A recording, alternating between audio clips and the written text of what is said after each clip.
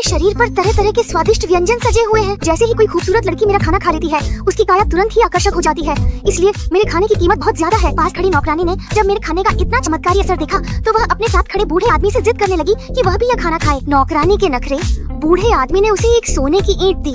खूबसूरत लड़की खाना खाने लगी। खाने के बाद उसकी काया आकर्षक हो गई, लेकिन बूढ़ा आदमी संतुष्ट नहीं हुआ। उसने नौकरानी को और खाने के लिए कहा, जिससे उसने जरूरत से ज्यादा खा लिया और उसकी काया हो गई। बूढ़े आदमी के चेहरे पर नापसंदगी आ गया, जाने लगा। नौकरानी ने उसे पकड़ लिया और खाना खा लिया। खाने के बाद उसकी काया आकर्षक हो गई। बूढ़ा आदमी तो बस एक सोने की ईंट देकर काम खत्म करना चाहता था, लेकिन एक सोने की ईंट से मेरा इतना महंगा खाना खरीदा ही नहीं जा सकता था। इसलिए बूढ़े को मजबूरन मुझे एक और सोने की ईंट देनी पड़ी। लेकिन नौकरानी चाहती थी कि उसकी काया और भी ज्यादा आकर्षक हो जाए, इसलिए बूढ़े ने फिर से 3 सोने की ईंटें निकाल ली। नौकरानी खुशी खुशी मेरे शरीर पर रखी सुशी उठाती है। मसाले कम होने पर नाक भौं सिकोड़ती है, फिर मेरे पैर के बाल भी उखाड़ लेती है और सब निगल जाती है। उसकी काया परफेक्ट हो जाती है। बूढ़ा आदमी उसे गले लगाता है। मैं पैसे मांगता हूँ।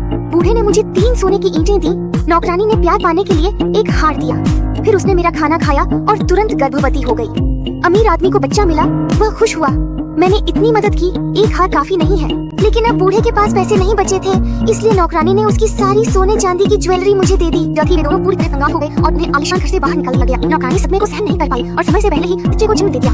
अमीर आदमी ने उसे अस्पताल पहुंचाया और खुद भी पूरे दिन परेशान रहा। इस समय उसकी भूख से पेट में जोर जोर से आवाजें आ रही थी, तो मजबूरी में उसने अस्पताल का खाना खाना शुरू कर दिया। लेकिन किसी ने सोचा भी नहीं था कि आखिरकार नौकरानी ने उसके लिए एक बड़ा ब्रेड रोटी रख दिया। नौकरानी को लगा कि अमीर आदमी उस पर नाराज होगा, लेकिन हैरानी की बात यह थी कि अमीर आदमी ने वह बड़ा ब्रेड उठाया और खाने लगा। नौकरानी पूरी तरह से हैरान रह गई।